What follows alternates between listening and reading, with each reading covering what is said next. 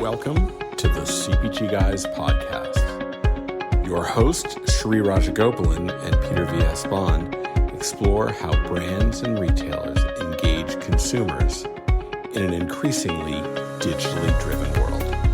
And now, here are the CPG Guys. Hello, everybody, and welcome to this episode of the CPG Guys podcast. I'm, of course, Shri, co-founder and co-host of the CPG Guys. Co-founder and partner of Think Blue Consulting is builders, connectors, and amplifiers. We shape the future of commerce to help you drive your growth.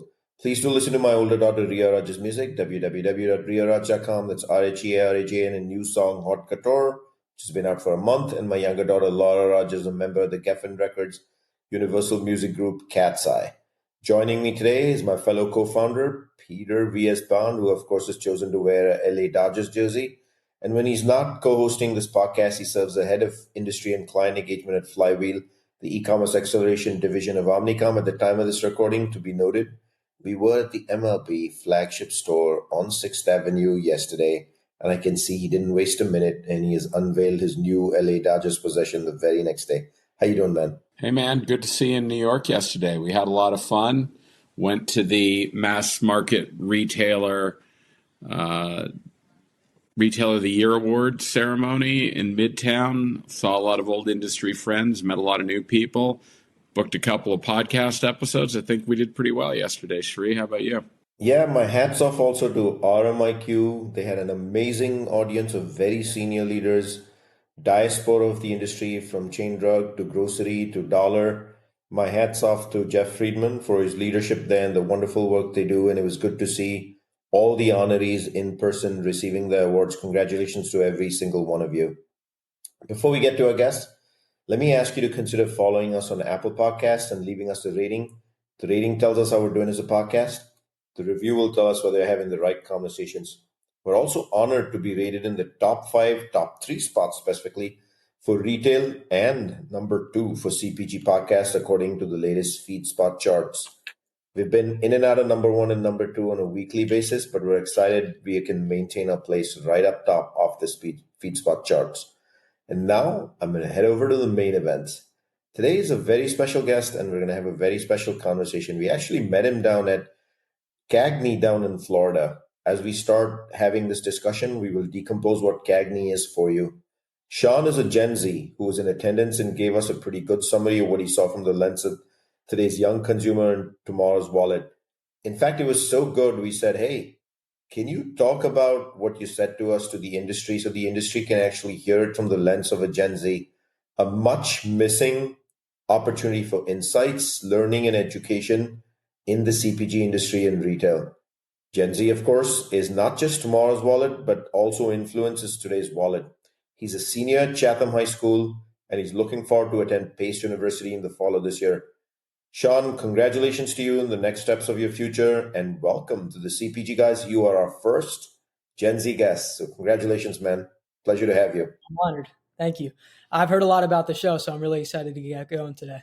Shaan, you bet. So let's get on with it, man. So I'm going to get started right away and ask you the most important question, but a simple one, but very important one.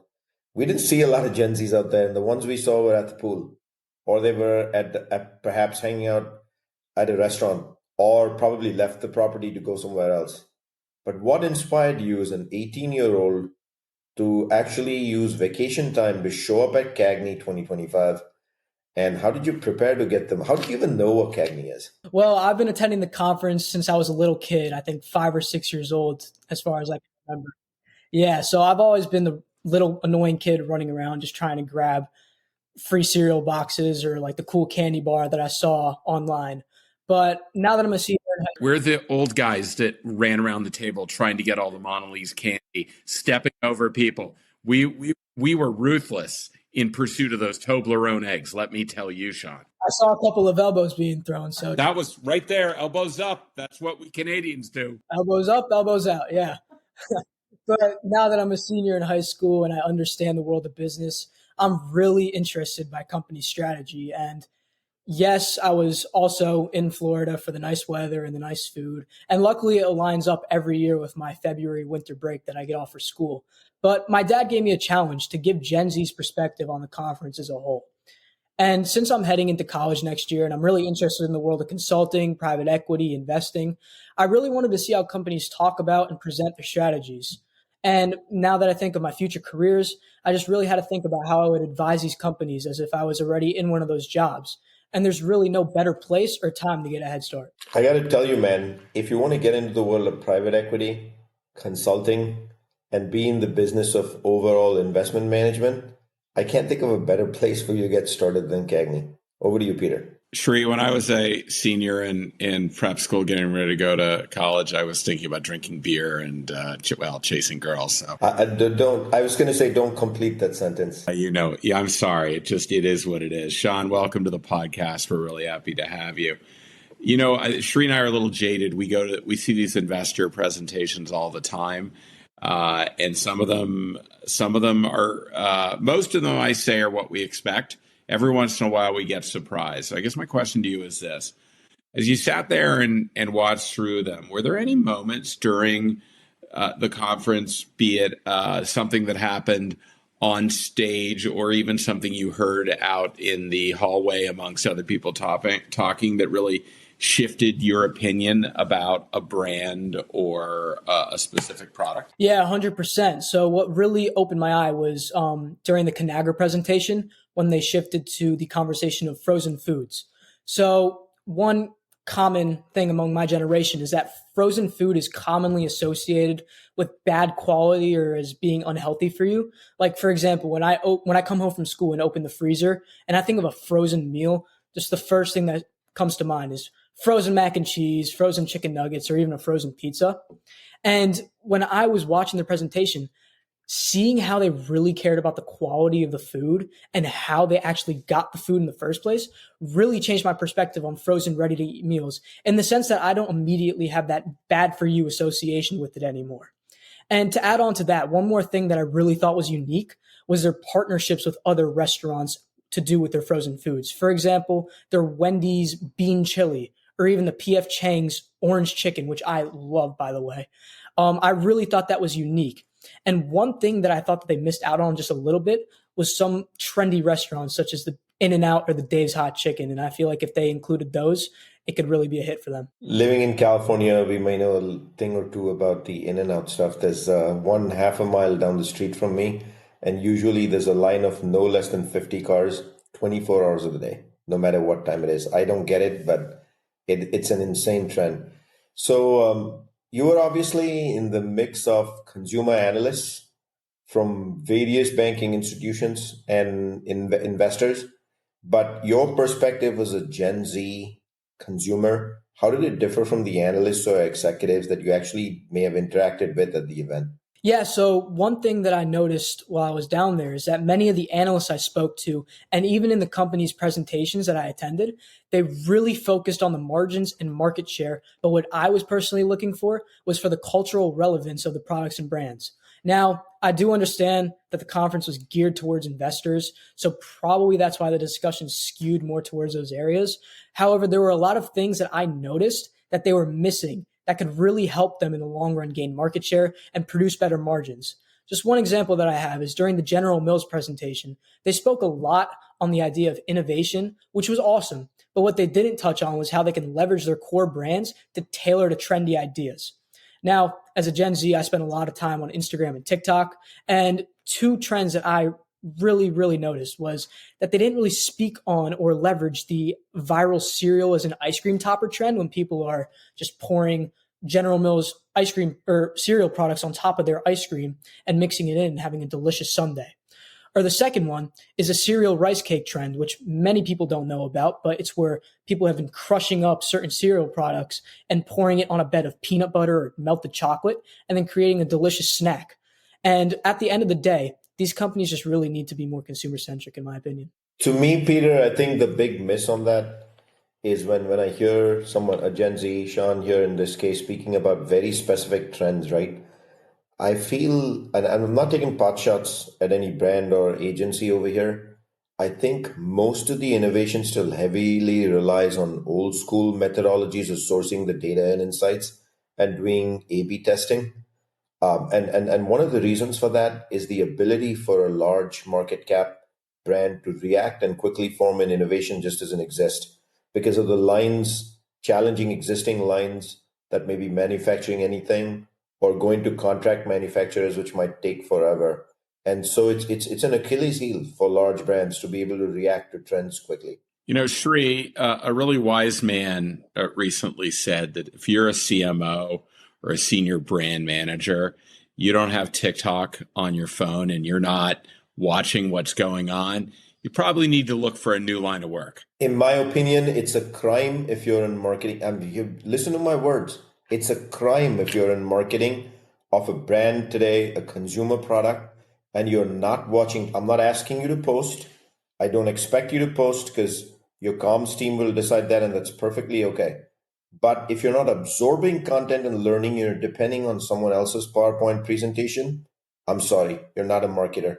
Yeah, Shri, maybe it's just they don't have TikTok in Minneapolis. I don't know. I think I might be wrong about that. I don't. This is not a Minneapolis phenomenon, Peter. My message is, I'm being facetious. you pick Nebraska, you pick New Jersey, it's not going to differ. If you're a marketer today, you must follow social trends. There's no excuse. So, Shaan, I think what we saw in particularly the ConAgra presentation, you brought it up, was this. They may not have used the term, but they were certainly talking about it when they got to GLP-1s. This concept of better for you trends, reflecting authentic health concerns. What are your thoughts as a Gen Zer, and are these really mostly marketing tactics, or are they something that you actually pay attention to? Well, here's the thing, and I don't think this is just with my generation, but taste will always be paramount. But there are ways that other generations and even our generation is able to get the best of both worlds, and those two worlds being good taste and healthier products. For example, one of my favorite things to drink is a Coca-Cola vanilla float. And what I would usually do is come home from school, get a glass, and I would pour in a can of Coke and then one scoop of Vanilla Breyers ice cream. And if I'm feeling good about myself that day or I did good on a test, maybe it's two. But I've been on a little bit of a health kick recently. And one thing that I've been substituting the ice cream with is the Core Power vanilla protein. And what I've been doing is mixing that with Coke and making myself a protein Coke float. So I'm getting best of both worlds in the sense that I'm getting a great tasting drink, but I'm also getting however many grams of protein are in that protein shake. And another thing I want to add on is that my generation is much less trusting of institutions than other generations have been in the past. But we are more likely to trust things we see within our social network, even if we don't personally know them. For example, if I were to walk into the grocery store and see a cereal say 50% less sugar and 10 more grams of protein, I wouldn't really think much of it. But if I saw my favorite influencer on Instagram or TikTok say the same exact thing, like, oh, yeah, this cereal has 50% less sugar and 10 more grams of protein, I think it's a buy, I would definitely go to my mom and ask her to get that next time she goes to the grocery store. Listen and learn moment again for marketers, right? Like the importance of influencers. And we're going to get to that later in this conversation. You know, Peter and I think we're legends in our own minds and we're influencers in the CPG industry. Someday we'll ask your dad if he agrees offline. But in our conversation down in Florida, you mentioned GLP-1 friendly foods. Do you see this in your generation as a big trend? Are you guys discussing it during just social interaction and conversations? And do you think this will become a big trend for Gen Z consumers who are not using those medications if it's GLP-1 friendly? Yeah, like you mentioned, I don't see my generation taking these GLP-1 friendly drugs anytime soon. But what I think is that the whole protein angle really could work. And I see it all the time on social media that the food trends are all about high protein, low calorie, or how to indulge from a healthier standpoint. That said, I'm also curious to learn, in your generation, do you guys even talk about GLP-1? Is it a word or is it just something that's just taking place in the marketplace y'all could care less about? Well, the exact terminology isn't really used among me and my generation. Like, we don't go up to each other and be like, hey, yo, is that snack GLP-1 friendly? But we're definitely like, how many grams of protein does that protein bar have? Or like, hey, how many calories does that bag of chips have? So it's definitely a conversation, just not with the exact. It's the health and most. Hold on, Peter, about 14 and a half minutes into this conversation, you said protein I've counted 6 times. How important is protein in your diet? Super important. Now that my age is, or generation, we're in high school, moving on to college, or even in our early stages of adulthood, we definitely love keeping our health and fitness in check, right? So what I've been doing is I love playing soccer in my free time, but I've also been going to the gym a lot recently because I know it's going to be more of a sustainable fitness plan in the future. And I've definitely been increasing the amount of protein and trying to decrease the amount of fats or calories in my diet just because I know protein is key to building muscle. All right. So, Shaan, my advice to you when you head off to college, make sure you bring a big box of Tupperware. When you go to the buffet, you're going to stock up on protein-friendly products and put them in your backpack and bring them back to your room. That's how you're going to survive for 4 years, okay? All right. So you saw roughly 30 manufacturers get up on stage, some interesting presentations. Which manufacturer or brand do you think really best understood Gen Z in terms of digital first marketing in particular, and what really stood out about how they use digital to really build brand equity and amplify their message? Right. Yeah. So the company that really stood out to me was Hershey. And they really stood out to me because of their partnerships with celebrities and how they leverage social media. Now, for example, I have three of them. The first one that they used that really resonated with me was their Angel Reese collaboration with their Reese's. Now, Angel Reese is a very, very popular WNBA player at the moment, and anything associated with her is going to get views. Second is the Kelsey brothers with their various brands on their podcast. They're both recent Super Bowl winners, so people love to see their face wherever they can. And the last one, probably my favorite, was the Jennifer Aniston commercial that they did with Skinny Pop. I'm not sure if you guys are familiar with that one, but the person that was the concierge lady that was checking her into the hotel was just like, "Oh my God, I'm a huge fan." Exactly. And then Jennifer Aniston obviously was just like, "Oh yeah, of me." And she's like, "No, the Skinny Pop. Who are you?" And that just really resonated with me. So they really understood what would get our attention and what would. So I would say as Gen Xers, I'll speak for Shri, I think we're painfully aware of who Jennifer Aniston is. We'll leave it at that. You know exactly who she is, Shri. All right. But before we go on to the next one, Shaan, I just want to follow up. So you mentioned the Kelsey brothers. You didn't mention one that I was looking out for, which is General Mills put out a limited edition cereal with the Kelsey brothers. Did it not catch Gen Z's eyes? To my understanding, not really. It's more with the Kelsey brothers. It's more of just their personalities because they're both. Oh, totally get that. But it was I've left General Mills about a year ago at this point. It was a big deal, big launch, and that you haven't seen it feels like the reach and the targeting of the audience. Did it address any of the health issues like protein? If it didn't, then maybe that could explain why it didn't resonate, right, Shri? Fair enough. I got to do my homework on that one. But the one I brought up is I love that you mentioned Hershey. I also thought the one that was two other brands that were very influencer forward were Liquid Death, which I got to give incredible props to for them being able to build a brand around the most commoditized products in the world. And also Elf. I thought Elf did a pretty good job of leveraging celebrities and influencers to amplify their brand. But I agree with you. Hershey did a great job. Shri? Peter, let's roll on to the next one, which is that very topic, which is how important is authenticity in influencer marketing to you and your peers? What makes something feel kind of forced versus having that sense of, I genuinely believe in this? Yeah. So to my generation, authenticity is a huge, huge factor. And for us, like the way a product is portrayed online or even on TV really has to match the quality of the product in real life. For example, whenever I see food advertisements online and the product, like they make the product seem too perfect, like in a pizza commercial, like the 1 foot cheese pull or like a fluffy pancake with syrup running down the side and butter not melting. But if it really doesn't match that expectation, it'll really just turn us off in the end. And in terms of influencer marketing, we have a really good gut feeling when And we can tell when something's forced versus genuine, because when it's forced, it just seems too perfect and polished. But when it's genuine, it seems messy and funny. And this is probably why podcasts are really key to genuine marketing, because they're honest, messy, and funny conversations. Peter, are we genuine, Peter? I just want to know. I want to know why we're not TikTok stars yet, Shri.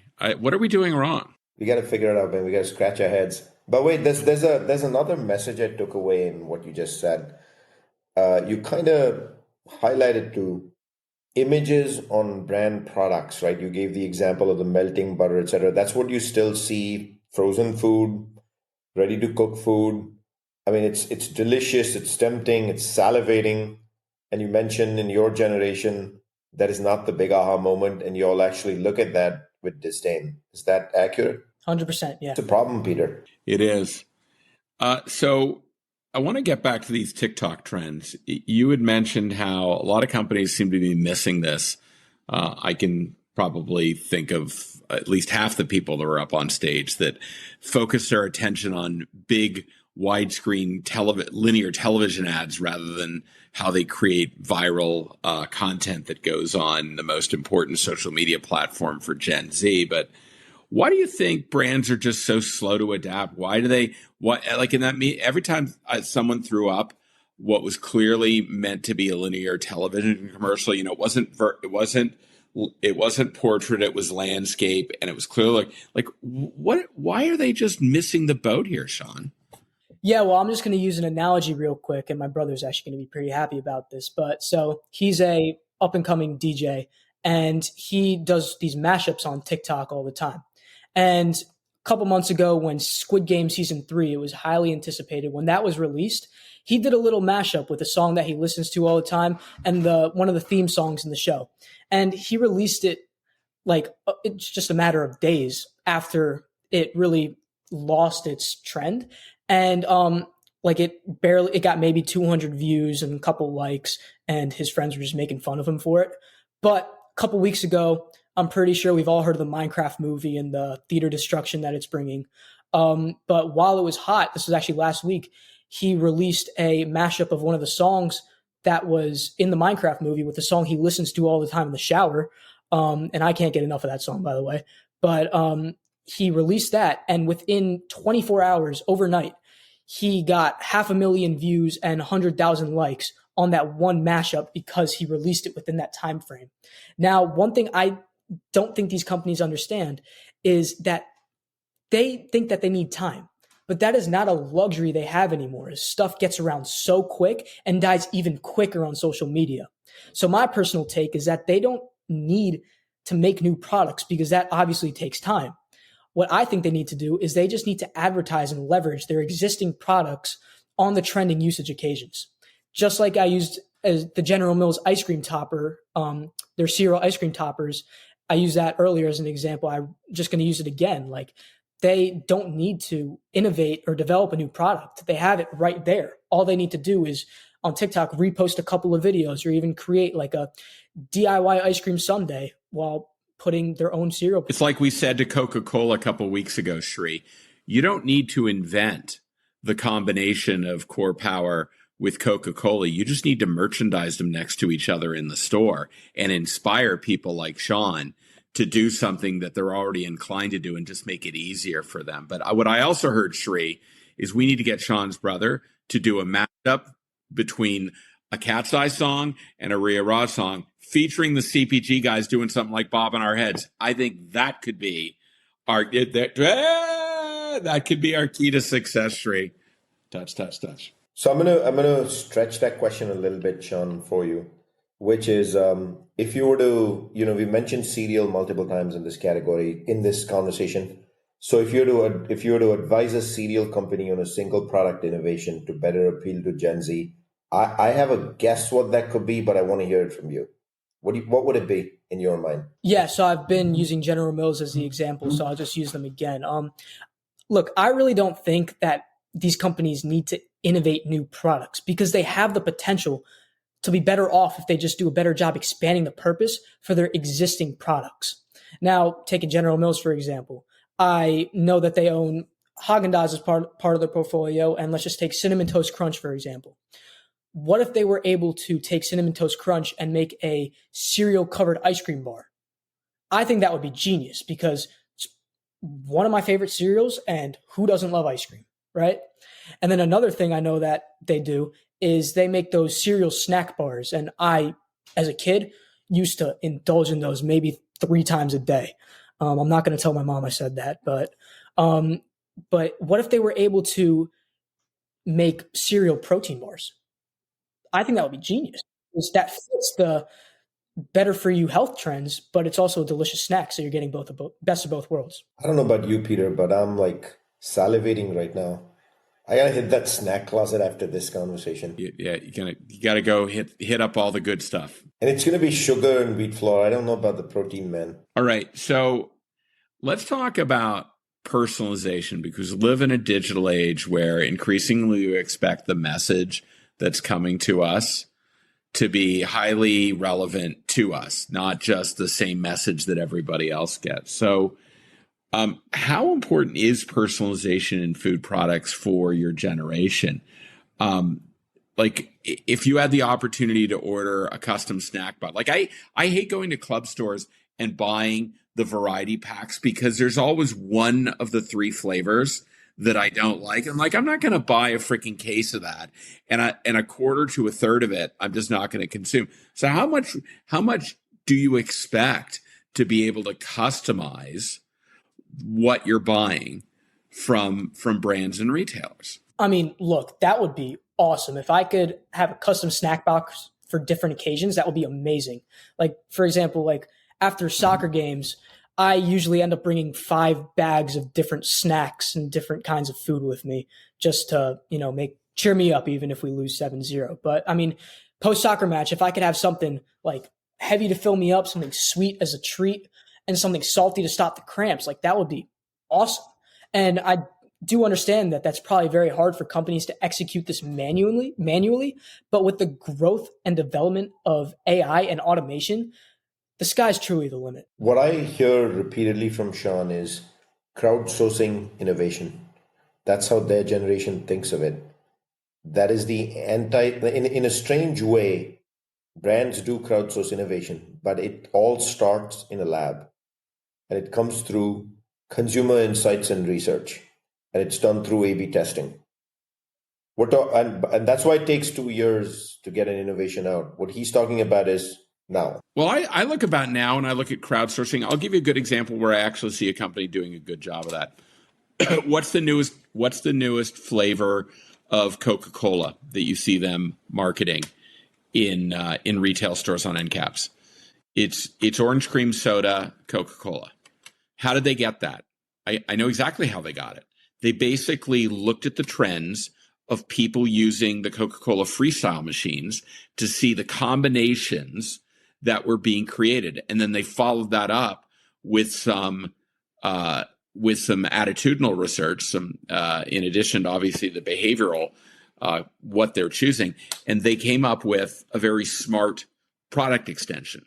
They didn't innovate. They didn't have to innovate much. They just took what they were already doing, mixed the right things together, and put it out there. So I want to go back to that element of trendy and viral. We've obviously talked about it's important. I've repeatedly said in the industry, you gotta be on top of TikTok trends. But for these large, oversized, very large market cap brands, are there any risks in trying to being too trendy or viral? Is there a balance? Right. So this was 100%, like I would have given you a complete different answer 6-7 months ago, something like that. But recently, this occurred to me that with my generation, to a certain extent, no publicity is bad publicity. Now, I'm going to take an example from TikTok that actually happened within this past month. There is this fitness and life coach influencer. His name is Ashton Hall. And he makes these TikTok videos on just his morning routine. And they look absolutely insane. Like waking up at 3:50 in the morning, dumping your face in a bottle of Saratoga water with squeeze of lemon and salt, doing push-ups, journaling, like everything before people even wake up for their jobs or for school. And people were making a lot of fun of those videos just because some of the things in there didn't seem realistic. And like we spoke earlier, like it seemed forced. It didn't seem genuine. But what ended up happening is because people were making so much fun of it, they started buying Saratoga water as a joke. And I'm not sure if you guys are aware of this, but at a certain point, it was sold out on Amazon. Like there's no way on Amazon to buy Saratoga water. And although people were buying it as a joke and making meme videos out of it, in the end, that really just boosted the company's revenue and publicity. So like I said, to a certain extent, no. I was going to say exactly the same thing. I think that's absolutely fascinating. Are there any viral trends right now that you think, that have the most untapped brand potential? Like what do you see out there that's happening? You're like, brands, you better get your butt in gear and go follow that trend because it can be big. Right. Yeah. No, there's definitely a super popular one that it's actually reached not just me, but even my mom knows about it. My cousins know about it. Friends know about it. Everyone's really tapping into it, but it's the Dubai chocolate trend. And pretty much what it is it's you melt chocolate and then you make a filling with a traditional Middle Eastern pastry thread and you mix it with pistachio cream. And then what you do is you melt the chocolate, layer it, and then you put the pistachio cream and the pastry threads on top of it, and then you put more chocolate on top, and you create like a filled chocolate bar. And what I really think that some brands could do is Hershey and even Mondelez, they could do one of three things. One, they could try to release their own take on it and actually develop the product and sell it. Two, they can create DIY kits. So what they can do is they can have their brands and their chocolate, and then they can have what they can make is a mixture of this pastry threads with pistachio cream. Or third, like what we brought up earlier, is that they can merchandise it together. So in that section with the Hershey or Mondelez chocolate, you can have the pastry threads because those are pretty hard to find. You have to get them from Middle Eastern grocery stores, Amazon. Like you can't just find that in your ShopRite or Stop and Shop. So they could merchandise it together with the chocolate, the pastry thread, and even the... That trend I was acutely aware of because my older daughter Ria bought it home first. And then my younger daughter also, once she tasted it, and we've made it about 10 times at home. And I'm 100% sure I saw a post while scrolling TikTok today that said limited edition available at Aldi stores. Now, I'm not sure how accurate that is. Some viral TikToker put it out that they picked it up from Aldi. When I Google Aldi stores Dubai chocolate, I don't find anything. But that is one heck of a trend. And all goes back to a store in Dubai that made the chocolate exactly as you described it, pistachios. It is delectable and can give some of the greatest candy bars that exist in the marketplace a run for the money. The interesting thing is it's premium pricing, and yet it can give a run against everyday mainstream chocolates. So let's talk about AI and data-driven personalization, right? You and I had quite a nice conversation about the role of AI today, and I know you researched that pretty hard. How comfortable are you with a brand using via AI and personalization your specific data, Sean's specific data, your friend's specific data to customize food and marketing? And to add to that, what's going to make it? Yeah, like what is it that you need from those brands for you to be able to say, I'm okay giving you that data, but here's what I need from you.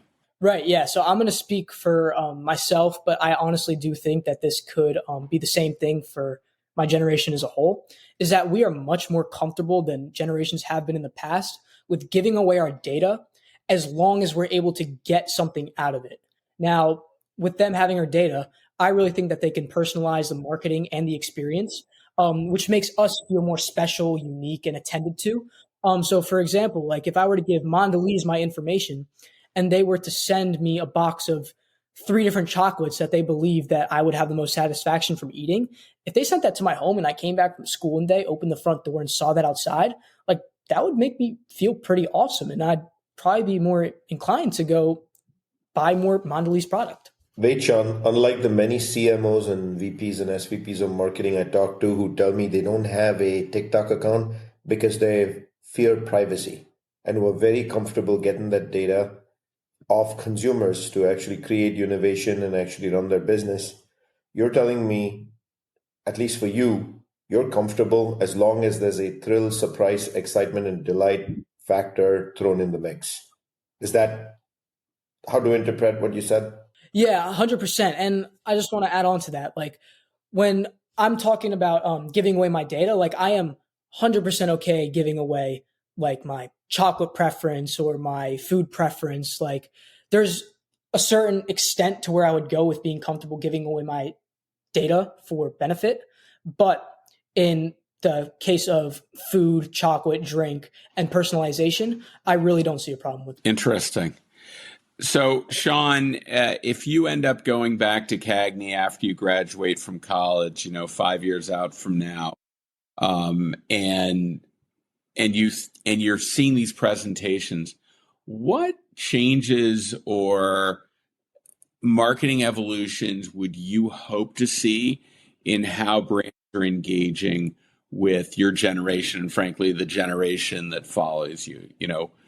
Would love to know what you would hope some of the people you saw on stage would kind of change their game to be a little bit more directional in terms of getting your attention. Right. One main thing that I would love to see is more co-creation and partnerships, but not just with popular celebrities, with trending creators on these apps like TikTok and Instagram. And like I said before, things rise and die quick. Trends, creators, everything.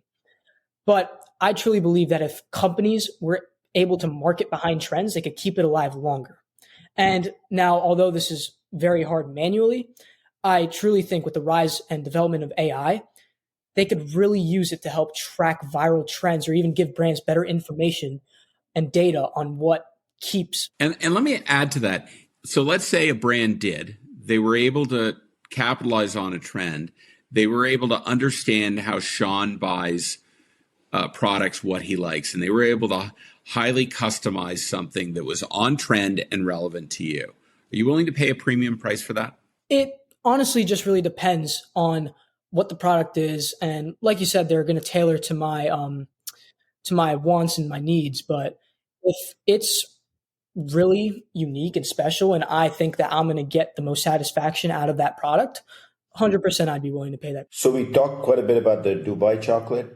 Are there any, maybe you pick and choose your one other cultural or social movement you feel CPG brands are completely missing out on when it comes to your generation? Right. And these brands, they can't nail everything. And I think they are missing quite a few things. But if I really had to narrow it down to one, it isn't really about our culture or the trends. It's about the product efficacy and quality. Now, like I said before, it's a huge turnoff for my generation if we are to see something on an advertisement, expect that same satisfaction out of a product and not get it. Right. So the only way that these products and brands are going to gain popularity and traction with our generation is if we like the product and if the product lives up to our expectations, but then we are the ones that have to share it with others.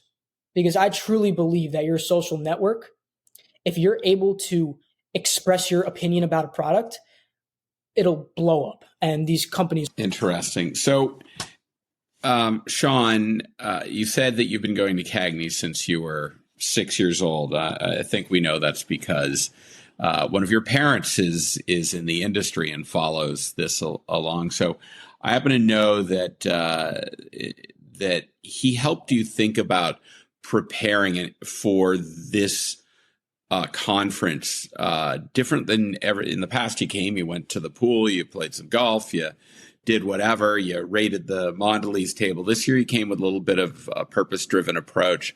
What did you do to think about preparing to use this as a learning lab and as something that you could write about? Because I read your LinkedIn article. I thought that was great too. I'd really like to just hear, what was your mindset going into this conference to get the most out of it as actually someone who's interested in being a practitioner? Right. And so the way I'm going to describe it is kind of, because I just got done with the college application process. I'm going to try to relate it to that. So the way colleges pick kids out, like if everyone has a 4.0 GPA, 1600 SAT score, like valedictorian, class president, like it's the same thing, right? They're reading hundreds of thousand applications of the same person. But that one person who has that thing on their application, like, let's just say I'm like went to Brazil and helped turtles, right? That's a differentiating factor from all the other applications they're reading. And that's how I kind of went into CAGNY. Now, yes, I did listen to the presentations and kind of take the same approach as all the other analysts were, because I do still need to learn a lot about the industry.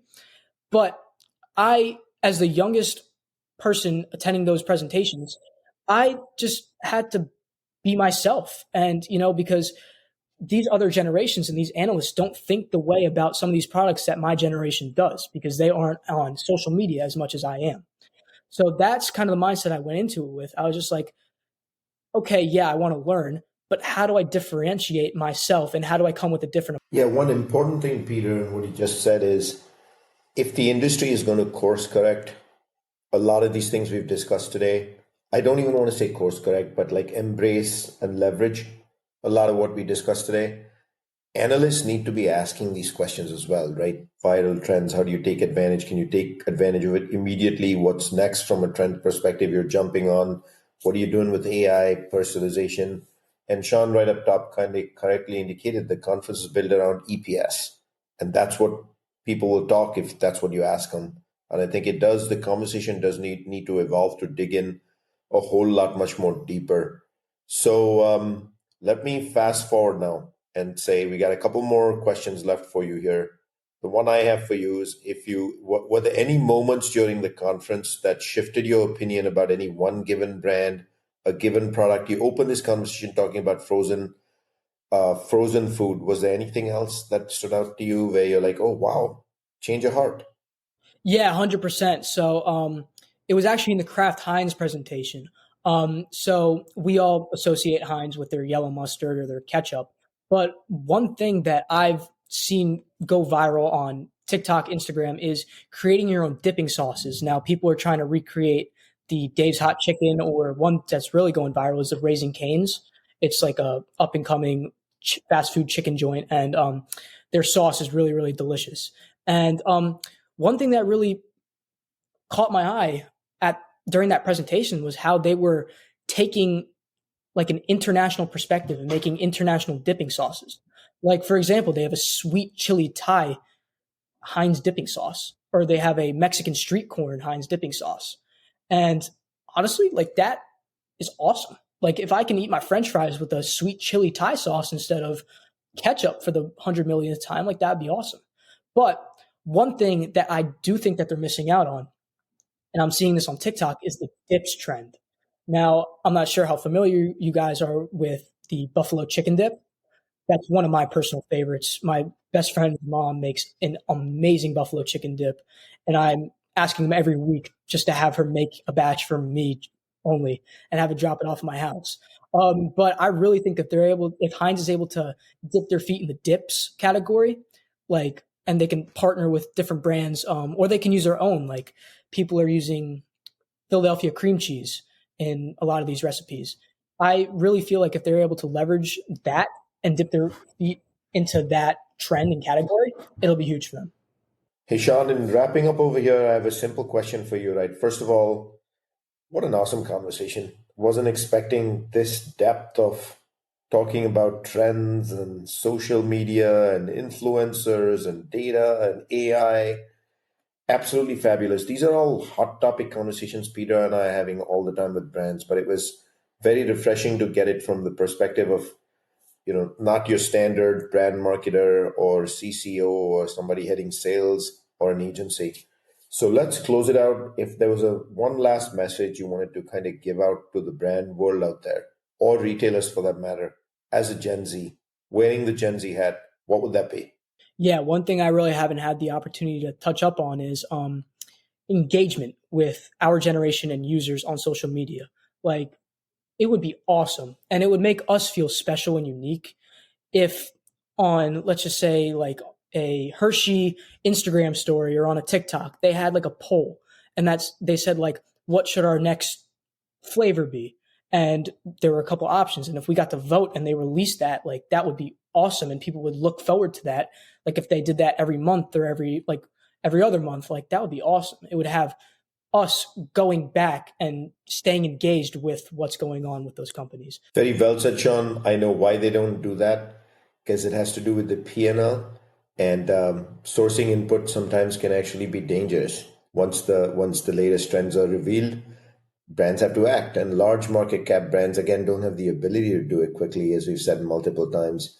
But wow, let me remind the audience that you can find all of our content simply going to a web browser and typing cpgguys.com as the URL. If you think you or your company has some thought leadership to contribute to our community discussion, drop us an email at contact@cpgguys.com. Easy again, contact@cpgguys.com, and maybe you can join us on the podcast like Shaan did today.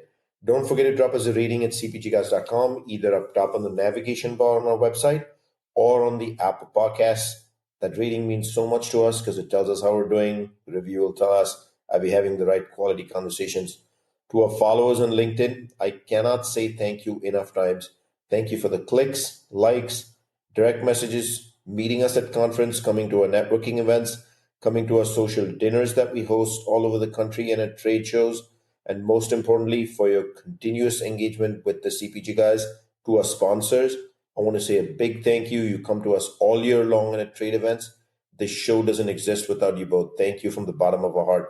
Shaan, I know it's after school hours and I'm keeping you probably from closing out homework and doing other things as you prepare for graduation. Wait a minute. At this point, you've already been accepted to Pace University. I'll take the homework comment back, right? This is the fun phase of life, isn't it? So and make sure you do live life, because once you do get to the grind of college, it is going to be a grind for 4 years. No matter who tells you that it's just going to be all fun and games, it's going to be studying, it's going to be homework, there's going to be coursework. But Peter and I are thankful that you gave us an hour today on a Thursday evening after school to record this. So sincerely, thank you for joining the CPG guys. That's a wrap of this episode. Peter, as always, enjoyed doing this with you. Thank you for joining me. That's a wrap, and we will see you soon on another episode of the CPG Guys.